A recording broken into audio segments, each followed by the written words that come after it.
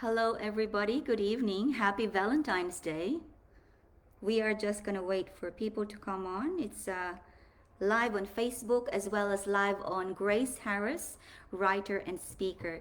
Good evening, everyone. Welcome again to another episode of the Atomic Self Love Project.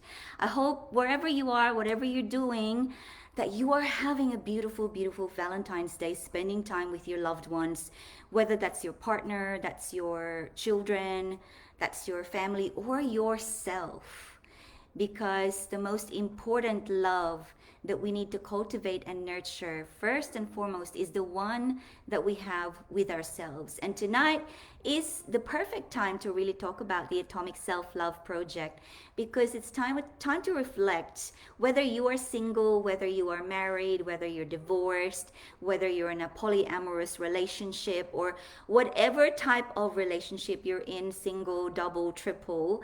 It all goes down to your level of joy, and your level of fulfillment in life is always going to boil down to how much love there is between you and yourself. So tonight there are two parts to what we're going to do. The first part is we're going to talk about learning to connect with your truest and highest self.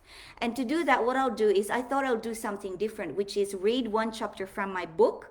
And so this is a book that I've written. For those of you who don't know me, my name is Grace Harris. So I'm an author of the book Become the Woman of Your Dreams, which was published in December 2020. And it's an Amazon bestseller, which it sat next to Michelle Obama's memoir Becoming. This is a memoir as well, but it is also a self-help book where it shows you how to heal. My story goes back in southern Philippines. When I was a child, I was abandoned, and that abandonment had caused me to be exposed to many different negative experiences.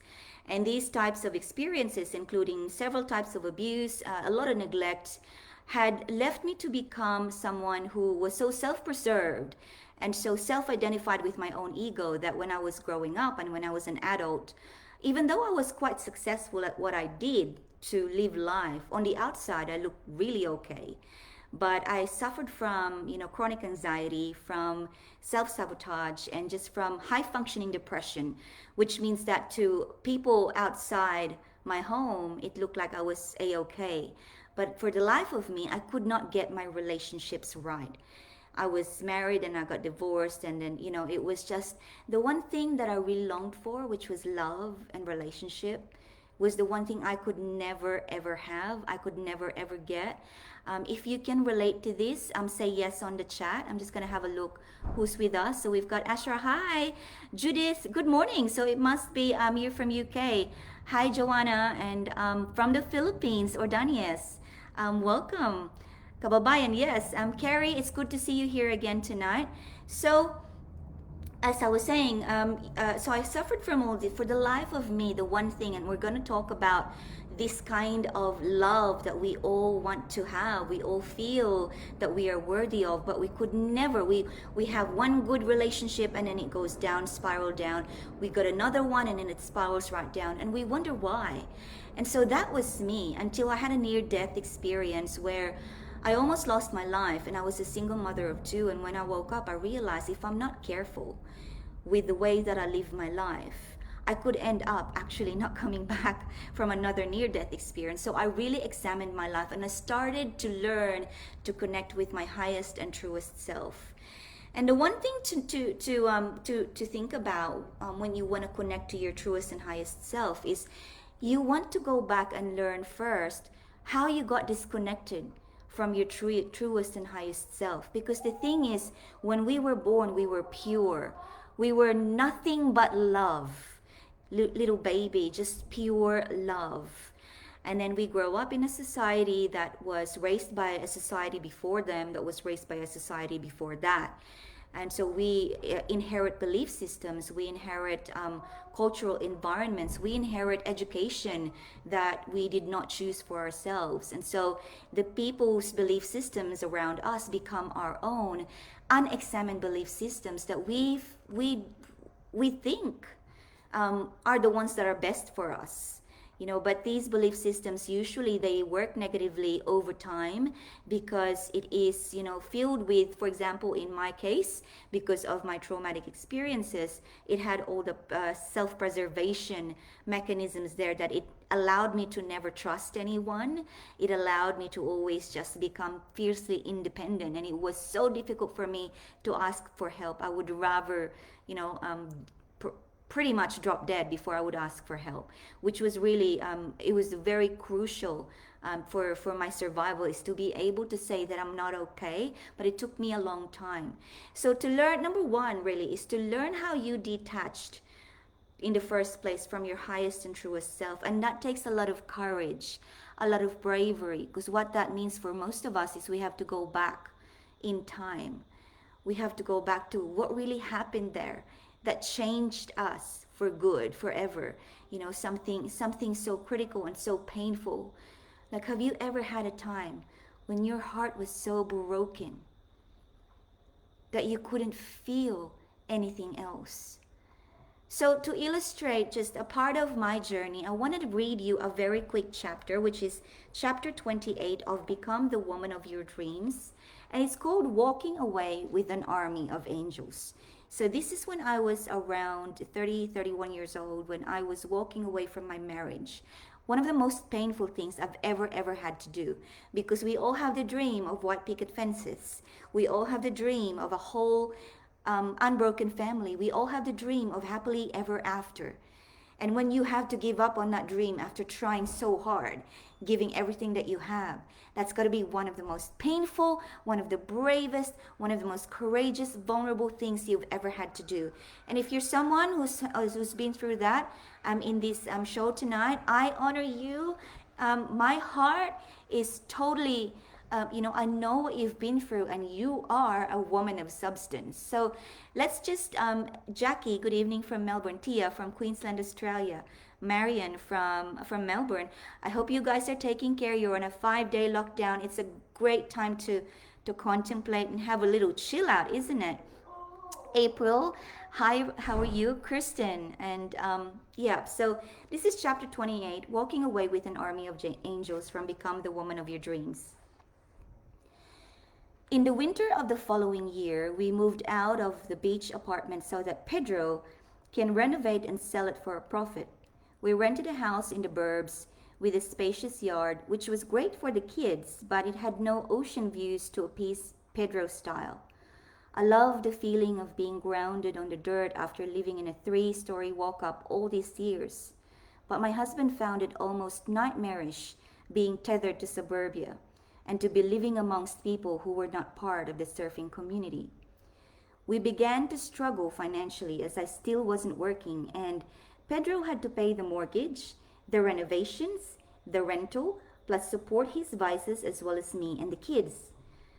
It was a big financial cross on his shoulder, and I felt like such an imposition in his life. I wanted nothing more than for both of us to just be free, whether that's free being together or free being separated. Codependency without mutual love was the most depressing part of my reality at the time. Despite the work I've done for my physical fitness and emotional resilience, I couldn't deny the hollowness of my soul. But I never stopped praying for strength, and I never ran out of hope for a better tomorrow. Somewhere deep inside of me was still that little girl playing in the open fields with the wind blowing her hair and the breeze caressing her face, free to live, free to love, free to be. One day, I got invited to sign up for an internet social platform called Friendster, which was a lot like the Facebook of today. I created a profile and immediately got connected with some friends back in the Philippines. After uploading my profile photo, a friend made a comment and said, "Wow, you still look the same as you always did. You are such a beautiful person inside and out." I was astounded by their unexpected, generous, and loving words. I stared at the screen of the computer as my brain struggled to process the information I just received. And then the bickering of the voices in my head. First voice, "I'm a beautiful person. I'm a beautiful person. I'm a beautiful person. I'm a good person." Second voice, so? First voice, no, you don't understand. I'm a beautiful person. I'm a good person. But I forgot and now I remember. I am a good person. Second voice, so? First voice, so it means I'm a good person. I don't deserve to be sad. Feeling paranoid, I shunned the voices, walked away from the computer, and turned my attention to reading the newspaper. I turned the page to the daily horoscope and mindlessly scanned the little paragraphs, more so out of habit than intention. I have been reading horoscopes since time immemorial, and none of it ever made any sense, except on that day, it read in no uncertain terms. If things aren't working for you, quote unquote, what are you still doing here? The words screamed at me, and I shut the paper so quickly, then looked around to make sure that I was alone in the room, that it wasn't some kind of a prank. That night when Pedro came home, his eyes were blazing from a certain high, cocaine. I was sitting by the computer desk when he grabbed some mail from the kitchen bench and started waving them on my face, bills. He yelled at me saying that I was a hoax and that I couldn't pay an effing bill if my life depended on it. I swiveled the chair to face him, and as I watched his face moved in some kind of slow motion movie, I tried to pay attention to what exactly he was saying to me, but all I could hear was, "You're such a beautiful person. And if things aren't working out for you, what are you still doing here?" My body was physically in the same room with Pedro, but my soul was floating so high that even his verbal assault could not match my vibrational frequency. It was a most unexpected, transcendent moment. As I sipped my coffee the following morning, the fear of being alone as a single mother was gone, and it was replaced by excitement about the possibility of living a good life on my own. I felt a definite shift, and I knew that my angels were in full force when I saw an email telling me that unexpected government assistance at over $1,500 had been paid into my bank account. Instantly, I knew I was going to use that money to get a place for me and the kids, and I thanked the universe for explicitly pushing me out into a new life. I kept putting one foot in front of the other. I found a 3-bedroom villa in a gated complex, and I was quite surprised by how easy it was to secure a lease. Then I told Pedro that I was leaving him within a couple of weeks. His reaction was half sarcasm and half amusement. He had heard this before and didn't believe a word I said. "Whatever, Grace," he was commenting. Every night within those 2 weeks of waiting to move out, I prayed that I won't wake up the next day and change my mind. I summoned every ounce of courage that I can muster from my bones, and as a result, I woke up every morning feeling more and more determined to do what I wanted to do. 7 days before the day of moving, Pedro approached me quietly and said, "I screwed up, didn't I?" I nodded my head and said nothing. He then proposed that he was willing to try and work things out between us for the sake of the kids, and although he made a valid point of trying to work things out for the sake of the kids, I still said nothing, indicating that I wasn't willing to work it out. This time, I knew I wasn't leaving because I hated Pedro. I was leaving because I loved me. In the light of my upcoming separation from my husband, I thought that I could tie a neat bow on my entire past by speaking to my mother. After all those years, a part of me still longed for someone that I could call and just get that one good advice from, someone like a parent. I thought that in spite of everything, it was worth the phone call to see what great insight my mother could partake with me. She was my mother after all. But I realized my mistake as soon as she gave me her piece of wisdom. She said, "Why don't you split the kids, one for him and one for you, so that it's easier?" I was so horrified by her suggestion that I had to sleep in a fetal position with a blanket over my head that night. She had single-handedly relived my worst experience and blatantly told me to do to my children exactly what she had done to me. Abandon a child for your own personal convenience. I lied awake under my blanket, seething and blaming myself for reaching out to her. What a effed up piece of advice that was. Me and my voices in my head huddled together in unison. In hindsight, I realized that the thing I was really looking for was a form of validation, a blessing of some kind, and maybe even closure. Closure for my marriage and closure for the broken relationship between my mother and myself. Like two birds in one shot. I wanted a clean slate and to call everything good. But of course, it wasn't to be. How ambitious and naive was I to think that I had no karma to face after all the transgressions I have induced to myself, my husband, my kids, and many other people along the way. As a matter of fact, my karma was just beginning rather than ending. So that was chapter 28, Walking Away with an Army of Angels. And so we go back now to connecting with your, and that was from my own memoir. For those of you who just jumped on, Become the Woman of Your Dreams. It's the very first true story ever written about the epidemic of abandonment in the Philippines. There is a link above this video if you want to check out the trailer for it. And so we go back to how do you connect with your highest and truest self.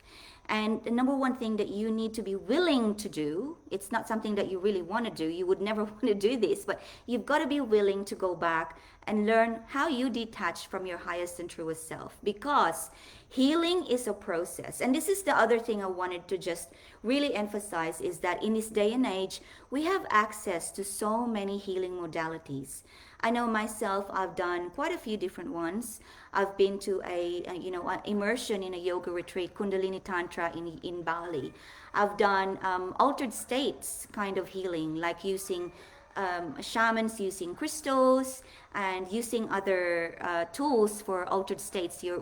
When your brain goes into a lower frequency, so you can alter deeper and go deeper into your intuition and really have an experience where you connect with the beautiful, beautiful, beautiful side of life, and you have this strong bond with unconditional love. The thing with those healing modalities is that they're beautiful, but once you walk away from the venue or from the experience, whether that's a weekend experience or a one-off experience, once you walk away from it, the support that you had from that experience is not with you. You are alone again.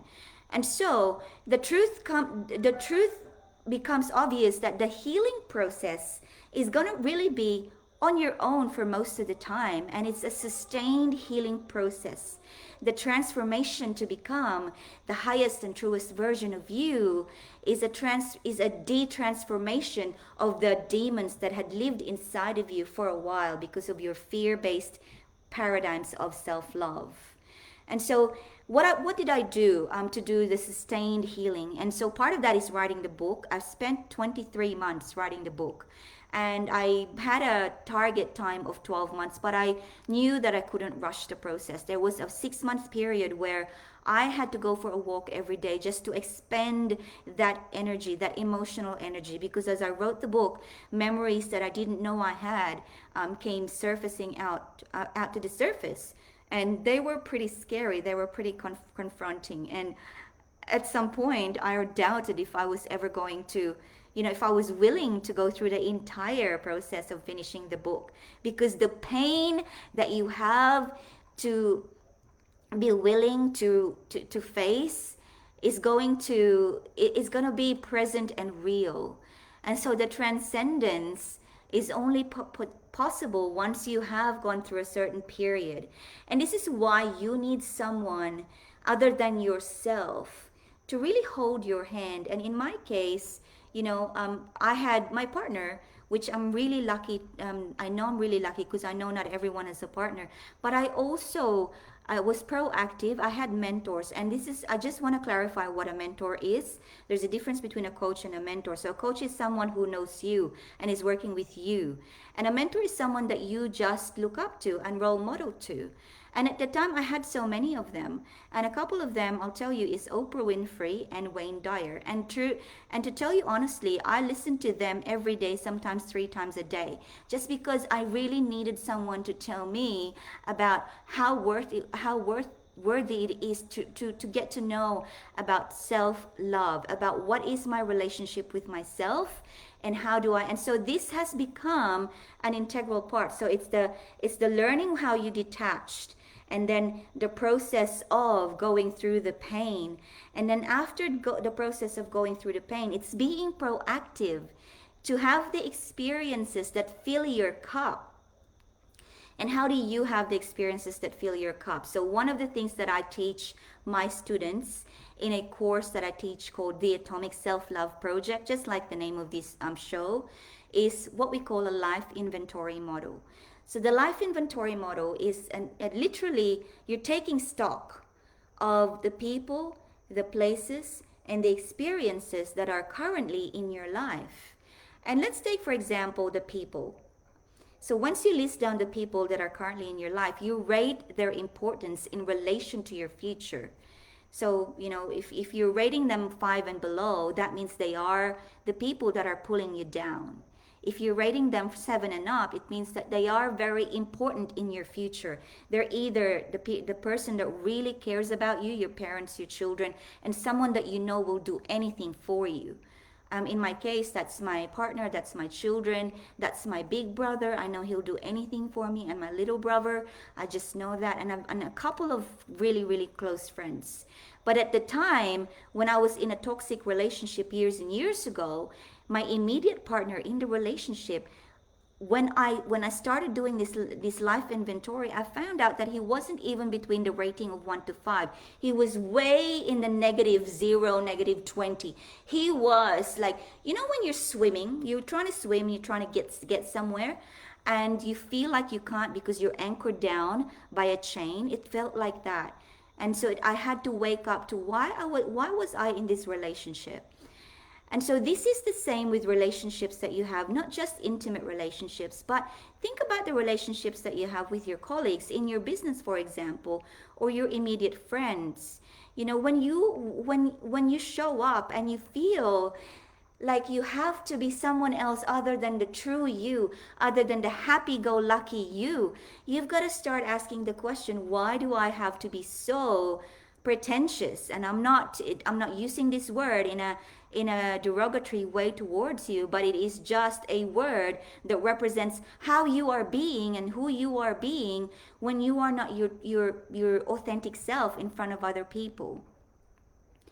Years and years ago, I was in the corporate world, and for many years I actually endured bullying in the office. And not just me, some of my friends also endured the same thing. There was a person, actually a supervisor in the office, that was a bully. And it was shocking to me to find out later on why I was putting up with it, because my friends would not. They would come and go. Some of them would stay for 6 months, some of them would stay for 2 years, but they would come and go. I stayed in this corporate corporate job for about 12 years, but on my 7th year, I've had enough of the bullying, right?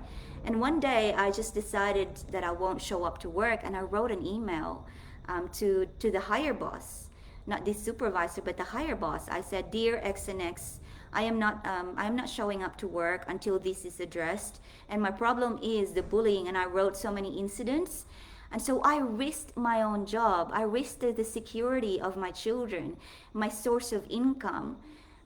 I risked it for my own mental health, for my own well-being.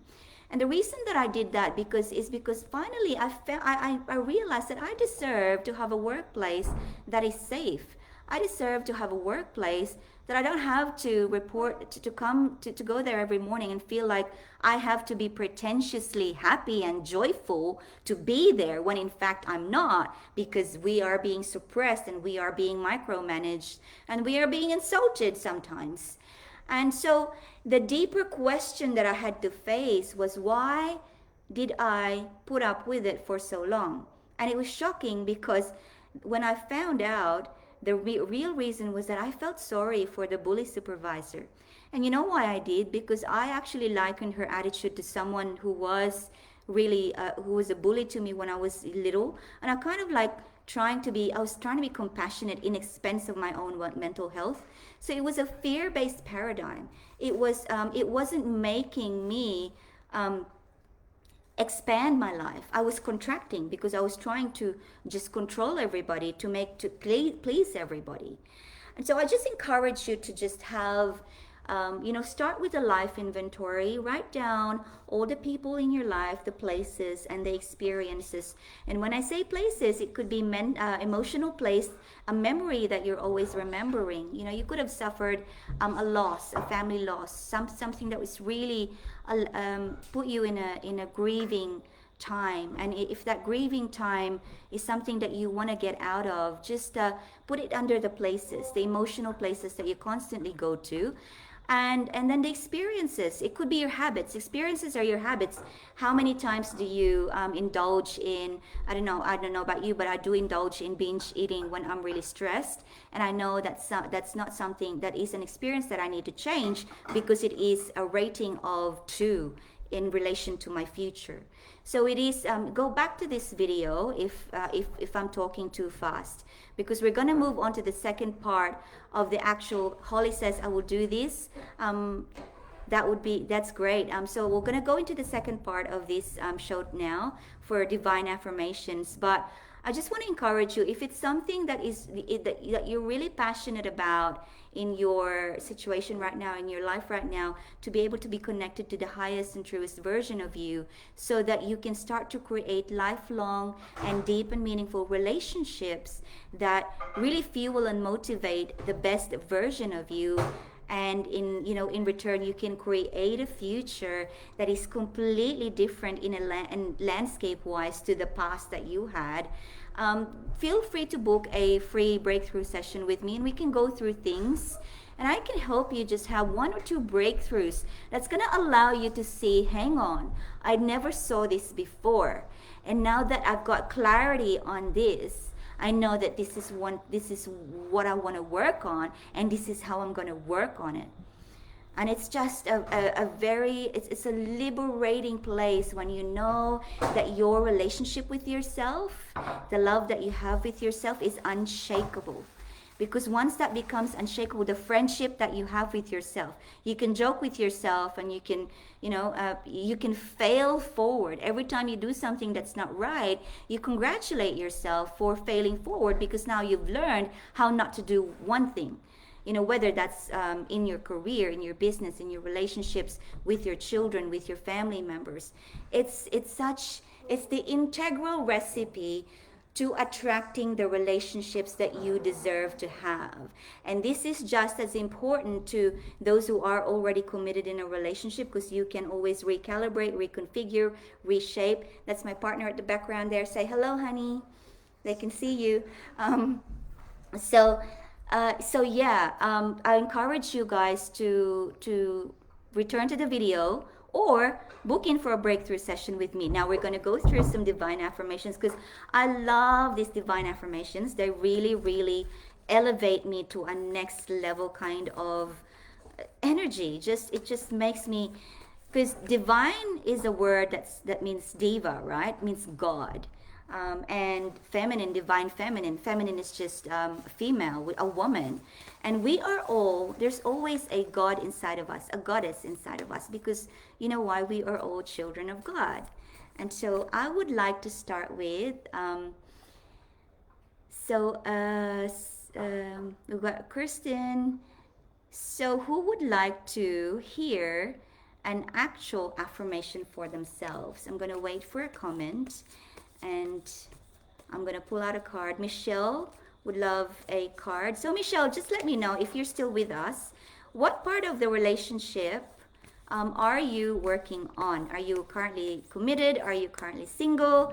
Are you looking for a lifelong relationship? Or are you someone who like to just have friendships first?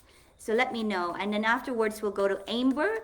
And Amber, while you're with me, I know you just put your comment on, put down on the chat, what part of a relationship do you want to work on?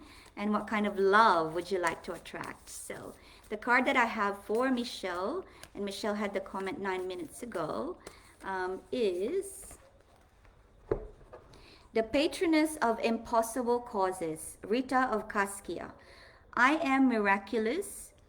My prayers create powerful channels of possibility. So Rita is a saint of Cascia in Italy, and she is the patroness of impossible causes. So when you say miraculous, so my prayers create powerful channels of possibility. I really resonate with prayer with this affirmation. My prayers create powerful channels of possibility, because someone once said, Louise Hay. Louise Hay is a famous I think she's a famous personal development author, and she's written many books. But she used to say that every word you say is an affirmation. So even when you think you're not praying, even when you think you're only just talking to someone, every word that comes out of your mouth is an actual affirmation to yourself.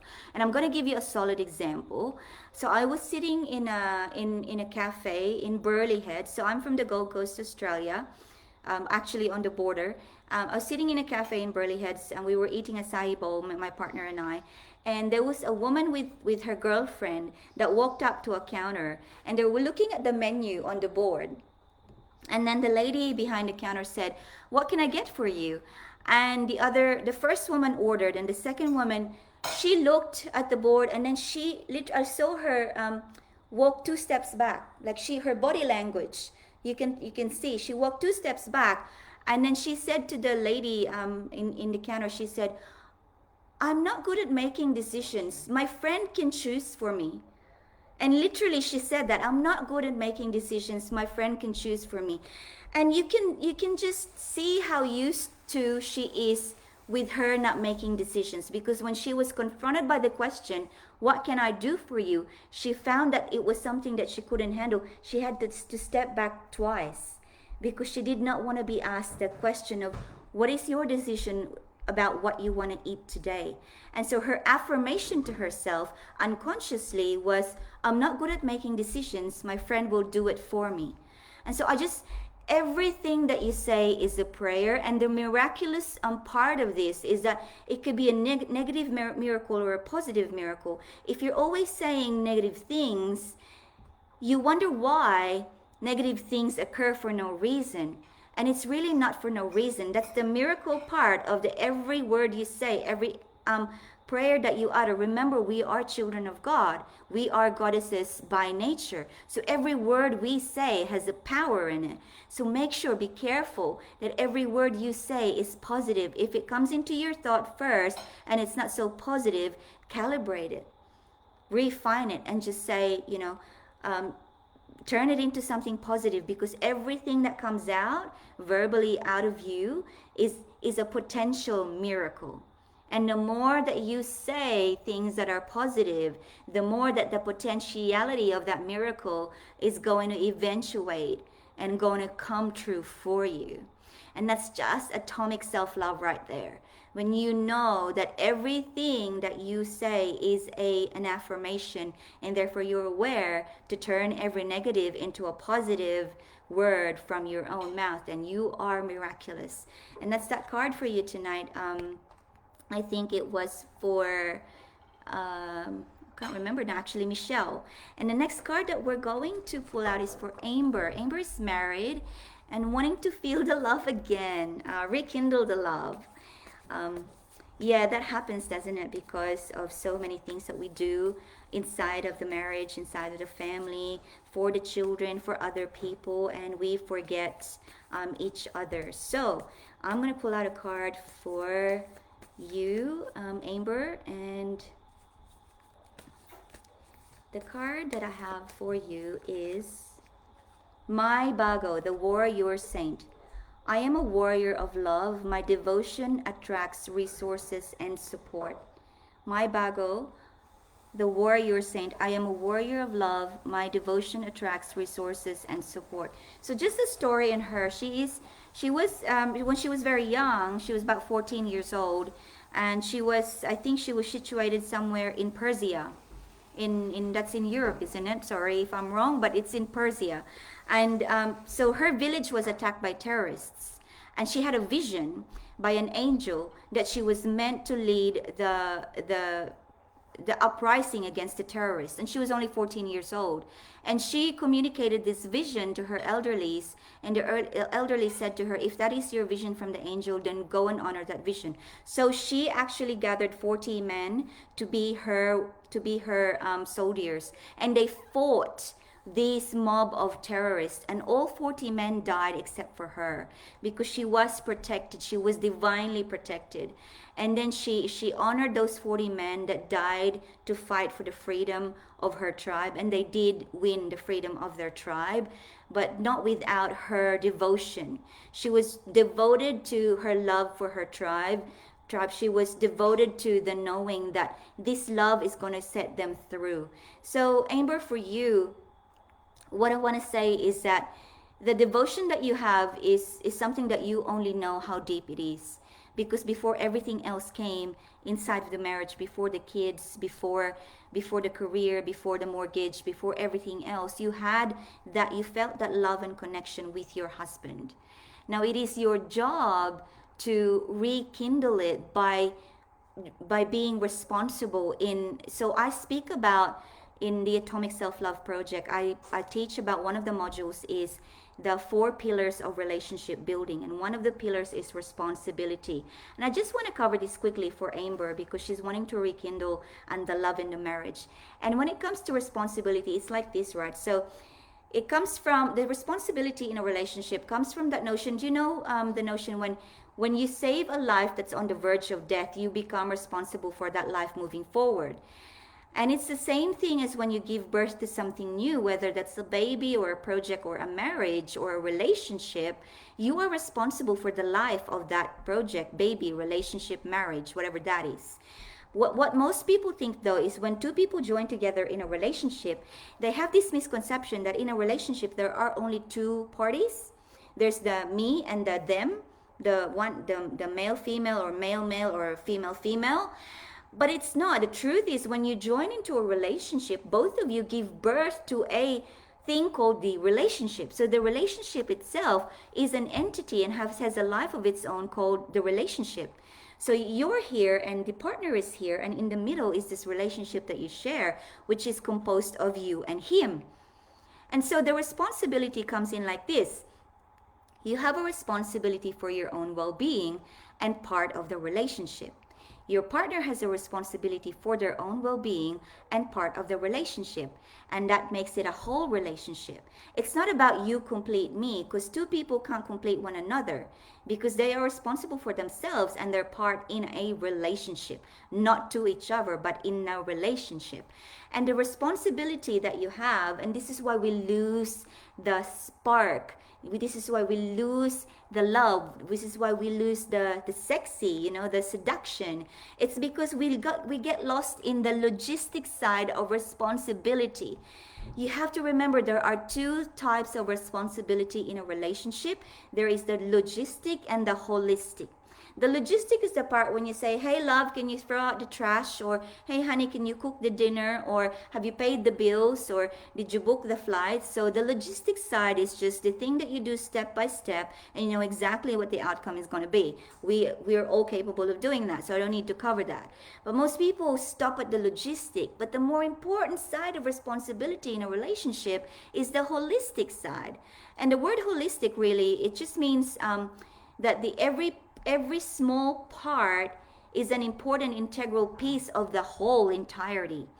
So you are an important part of the holistic responsibility. So you've got a responsibility to show up 100%. So Amber, I'd encourage you tonight. It's Valentine's Day. Why don't you show up the way that you were able to show up holistically before the kids arrived? Put something, some music on, and just, I'm not talking to be physically seductive.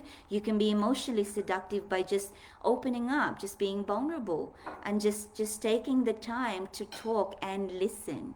Because that is the holistic part of a union, is that being there and listening and not having to talk about the bills or the other logistic responsibility. Because your responsibility to show up is going to mirror in their responsibility to show up, and it's a 2-way street, right? So And I trust me, this happens to me and my partner as well, because it's life is busy. It's so easy to get lost in the logistic side of responsibility in a relationship. And so your devotion to the project that you've started a long time ago with your husband, the relationship, your devotion is going to see you through. But the devotion itself is going to take some work, just like my bago had to gather the 40 people and to fight for their freedom.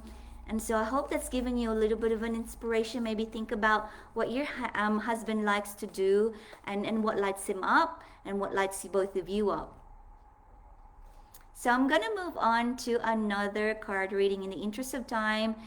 So Donna Funflower, hi, I'm from the US. I'm trying to learn to like myself before loving myself. Very valid point.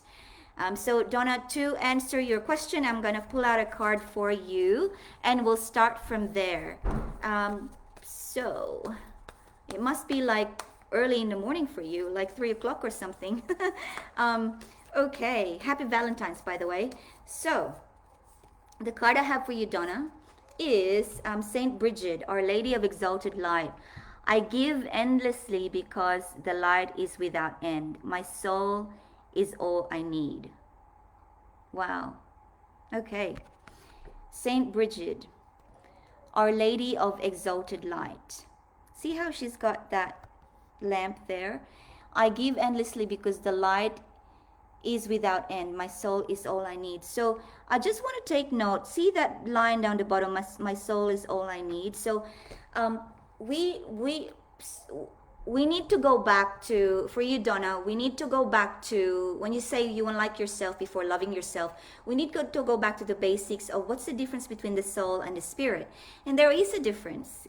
So the spirit is something that is inspired, a spirit is an energy, really. Like, so, you hear the word, whoa, she's got fighting spirit. Oh, she's got a fun spirit. She's got a really good energy. So spirit is a kind of energy. So in the negative energy, positive energy. So that's the kind of spirit that you present. But the soul is just a soul. It's just the essence. It doesn't do anything. It doesn't really, it doesn't change. It just is. And so our spirit is usually inspired by the essence of who we are.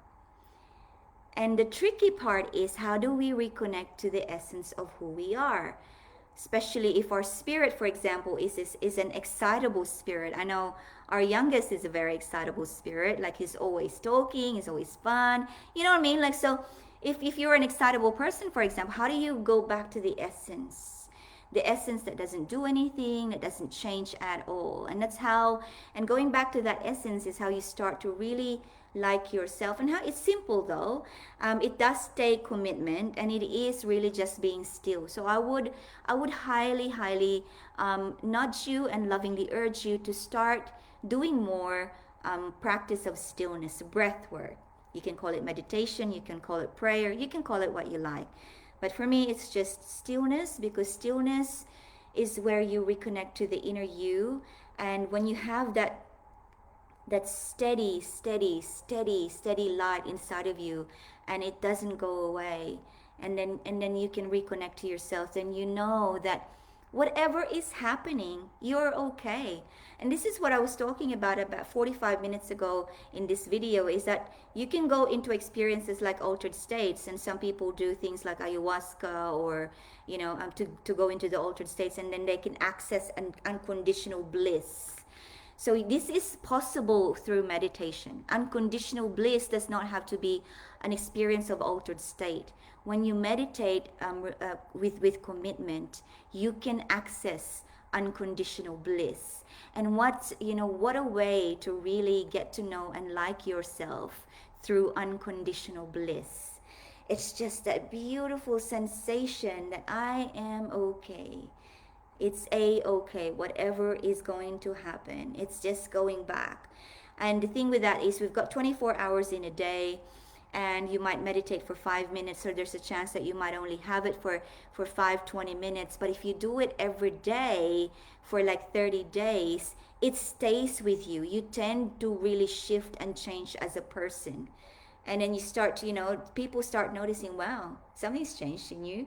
Like, like they observe that your presence is now different.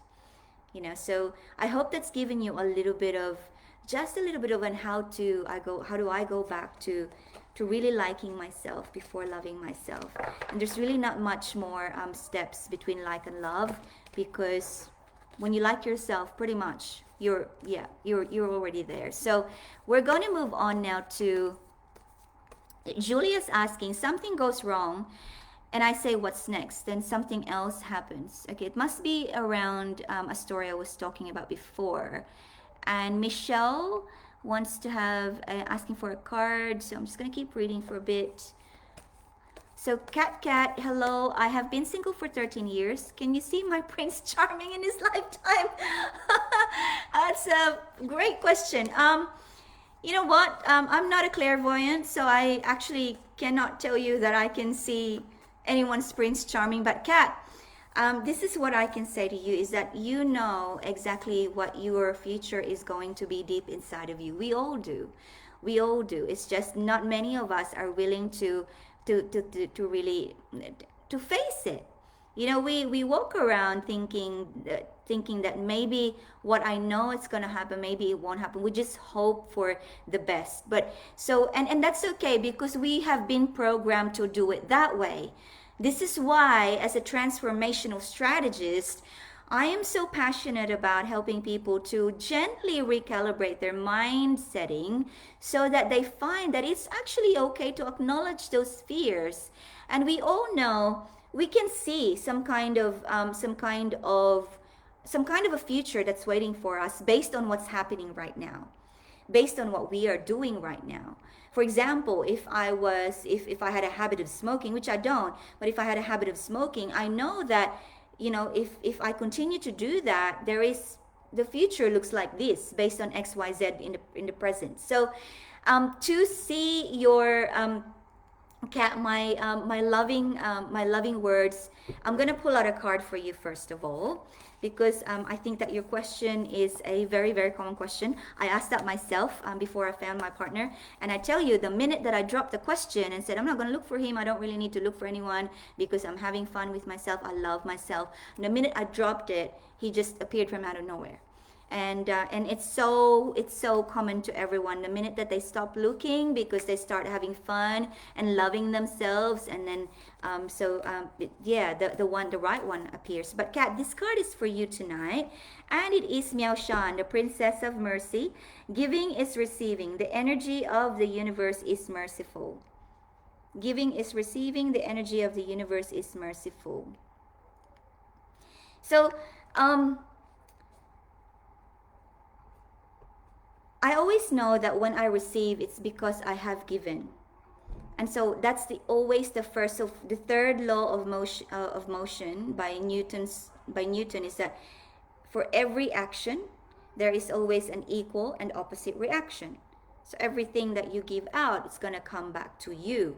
And more often than not, when it comes to love, when you give out love, it comes back to you tenfold.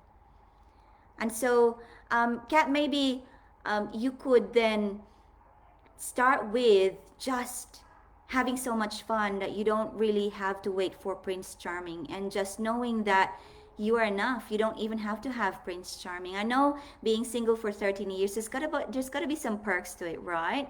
There's got to be some things that you're so used to that maybe do an inventory with your people, places, and experiences, and in relation to the future that you want. If the future that you really want is a future with Prince Charming, so go into your inventory of the people, the places, and the experiences that are currently in your life and rate them. So is this person in this people's list? Rate them from 7 to 10 if they are congruent to you finding Mr. Charming, or Mr. Prince Charming. Or if they're holding you back from finding Mr. Prince Charming, rate them from 1 to 5, and you've got to do something about eliminating that influence in your life. If you're immersing into experiences that are pulling you away from finding Mr. Charming under your inventory of experiences, then you've got to be prepared to look at that and say to yourself, okay, so that's not serving my desire, my my intention to meet Mr. Charming. I always talk about one of my most favorite personal development books, which is Think and Grow Rich. And most people think it's about money. It's not. Yes, it is, but it's not really. Chapter 1 of Think and Grow Rich is desire. And you've got to have such a strong desire that you must be willing to do everything that it takes, even if that means you've got to let go of the people in your life, and you've got to walk away from things that you're so used to. You've got to do fearless decisions, bold actions. Because if things had been the way that they are for 13 years and they're not yielding a result that you want, aka a Prince Charming, just be ready to do an inventory and to overhaul something, change up things a bit, and by a bit I probably mean radically, so that you can start to see some bold and radical changes. And let me know how you go. If you want to go deeper, book in a breakthrough call with me and we can explore that. Yeah, that's an actually really, really good thing good topic to talk about. So, Kat, that's for you tonight. And Julia so on a Valentine's Day, she's opened up to say that my heart is heavy with resentment. How do I move forward? Thank you for being open.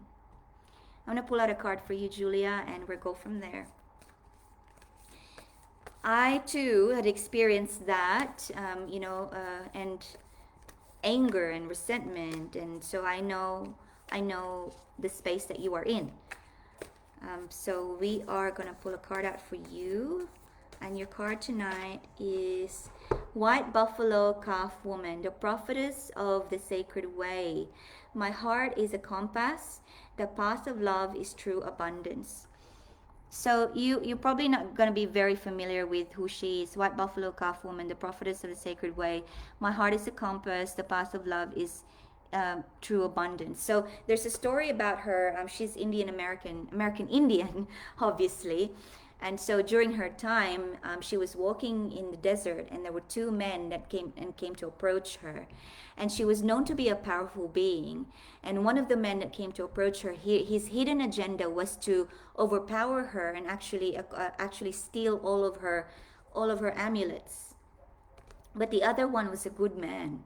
So, but because he's a prophetess of the sacred way, he can see right through. She can see right through you, and so she saw the two polarizing intentions of these two men, and the negative intention that was coming to her. She saw right through that, and he turned into dust. And then the person with the good intention, she walked back to the village with him. And that's how she's just gone on to become more powerful. So this message for you, Julia, is about the sacred way. So the path of love is the White Buffalo Calf Woman is telling you to trust your heart. And from a woman who's gone through a lot of anger and resentment to another woman like you who's going through a lot of anger and resentment, what I can say to you when it comes to trusting your heart is that it's going to be challenging because anger and resentment lives in your head. It's all about, at the end of the day, Julia, it's all about fear. You are in fear of something that's going to happen if you let go, if you just surrender. You might have been betrayed. Someone cheated on you. Someone might have taken your money and just run away with it, or someone might have talked bad things about you and cost you some relationships. I'm here to tell you that the people that listen to the bad feedback about you and walk away from you, they are meant to walk away from you. It hurts, man. It freaking hurts. And it's it's good, but they are meant to leave your life because it's gonna leave you a void, an opening to receive the proper relationships. Read this book, Become the Woman of Your Dreams, because it covers a lot of relationship loss and new friendships and new healthy relationships. And to let go of resentment, there's no one straight way to let go of resentment, but one lesson that I've learned in my healing is that the ultimate act of self-love is forgiveness. And the tricky part about forgiveness is that most people understand forgiveness as something that they have to do in order that they can forget what someone else did for them or forgive what someone else did for them. It's not actually. The real forgiveness that you are looking for is self-forgiveness.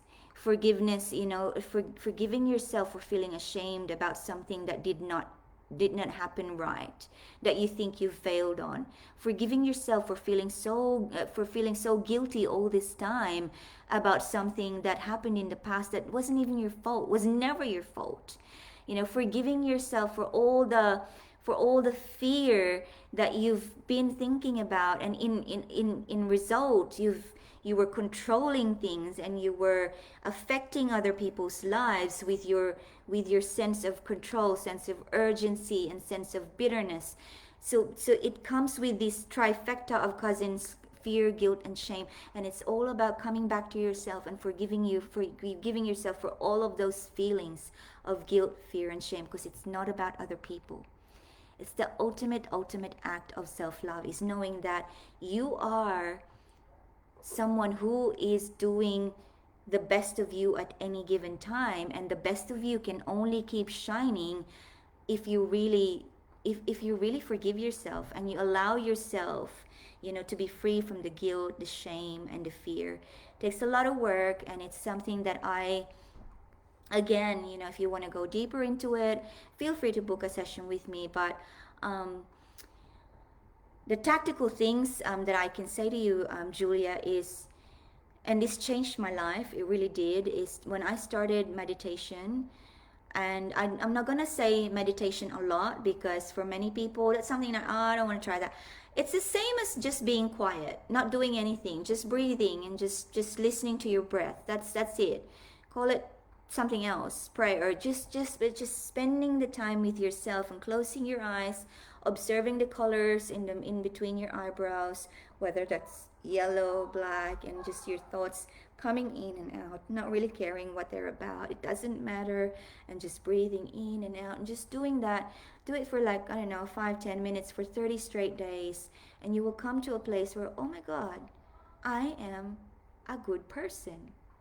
I am in a good place. How can I make this more sustainable? How can I make this permanent? And the forgiveness I'm talking about, self-forgiveness, it needs to be, when you're starting to just do it, it needs to be almost every 30 seconds, literally.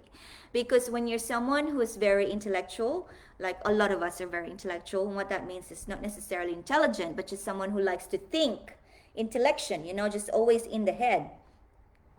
Your thoughts will always give you doubts. You always question yourself. Oh, here you are again. So you've got to forgive yourself every time you have that negative thought.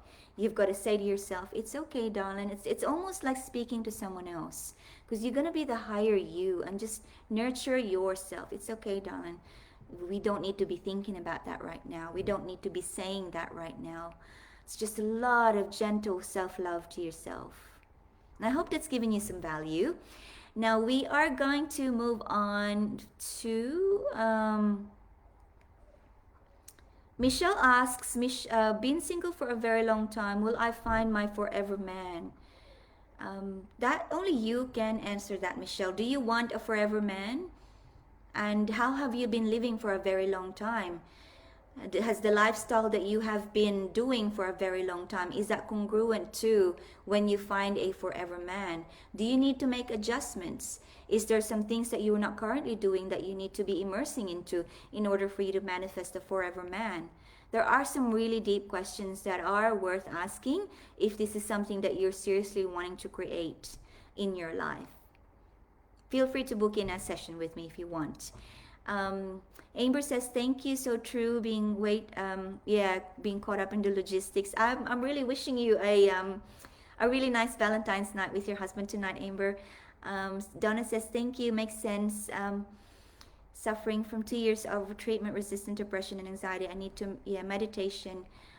Yeah, so there's so much to be said about the quietness and just the enjoyment. So um, you can take it up another level, Donna, if you can. I don't know where you are in the United States. It could be snowing, so maybe not. But if you have access to nature, where you can walk bare feet, do so, just to be grounded. You know, just ground yourself. And if it's not, that's not possible, just be near a tree, or try and communicate to the birds flying above you, and just make it a habit to just be connected to nature. Yeah, Cat was laughing about having a lot of perks being single. Yeah, it's, I know, I was single for a long time and it was fun. So with that, we are. So Michelle's got a last message. I'm just so tired of life at the moment. I do all the positive things to work with myself, but I seem to always hit a brick wall. That's fair enough, Michelle. I was there too, and there. So okay, so let's go a little bit deeper, just very quickly, because I'm out of time. One of the ways that you can access your atomic self, which is really the deep you, like who are you made of really and what are you really capable of, is to go into your origin story. And the origin story is the story that's made or break you to become who you are today. In my case, that was the day that I was abandoned by my mother. On day 2 of being abandoned, I had my very first out of body experience from sheer terror. And so these were the things that I had to be willing to face in order that I can really reconnect with the inner power of me. And so, Michelle, you may not have gone deep enough in really what's going on underneath. That's why it's still spiraling down, because there are 2 different paradigms of self-love, Michelle. There is a paradigm, a fear-based paradigm of self-love, and a fearless paradigm of self-love.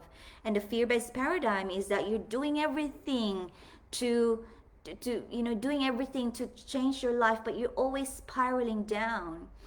And it's the paradigms behind that kind of self-love that are pulling you down. There is a way to turn them into fearless. We don't have time to discuss that now, but I'd love to go deeper into that with you. So if you want to book a breakthrough call, the link is above this video.